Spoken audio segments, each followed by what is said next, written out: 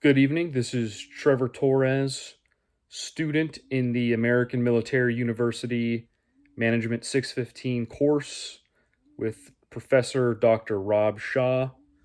I'll be going into an ethical news story concerning the opioid epidemic as it relates to business strategy. Um,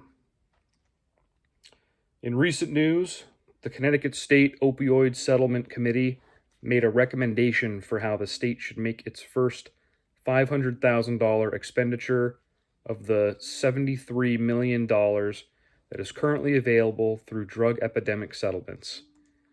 Altogether, the advisory committee is expecting to receive around $600 million over the next decade or two from legal settlements with companies that manufactured, distributed, and sold the prescription pain pills that fed the opioid epidemic in past decades, writes investigative reporter Andrew Brown of the Connecticut Reporters.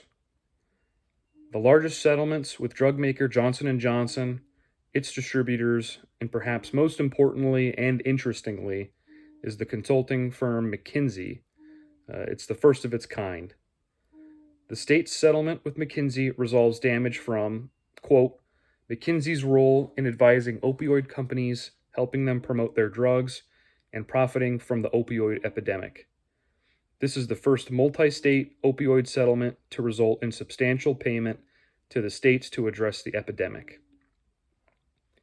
The main driver for the financial payouts in each of the aforementioned settlements is the lack of moral high ground that businesses had in each of the lawsuits.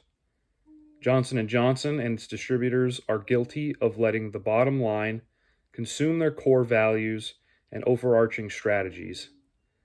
Their strategies were overshadowed by corporate greed and the need to increase profits at any cost, even the cost of human lives and their livelihoods.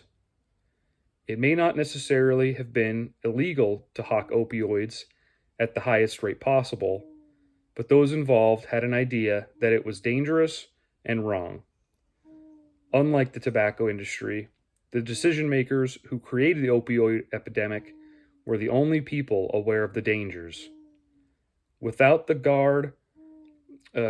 established guardrails of precedent and law, it is up to corporations to police themselves and do the right thing by limiting access to opioids and ensuring safe levels of prescriptions. If the decision makers had practiced conscious capitalism, they would have saved themselves the embarrassment and financial losses by leading ethically instead and rising above their unbridled greed. Now, when people consider the phrase pharmaceutical company, the thought of white lab coats and your cheerful local pharmacist isn't the first thing that comes to mind. Quite on the contrary, people now generally think of a shadowy corporate criminal that is willing to kill people for money. Damaging to not only the reputation of the professionals devoting their lives to the health of others, but also to the credibility of an industry that is charged with healing their communities. The opioid epidemic is a tragedy for the entire world, and it's the direct result of companies failing to maintain any sort of corporate social responsibility. These settlements being paid out are the first on the long road to recovery for an industry, for a nation, and for corporate strategies that overlook the need for ethics and social responsibility. It will be much more difficult to regain the trust than it was to lose it. It will take a massive amount of work to restore reputations, and that is the social debt that remains outstanding. Thank you.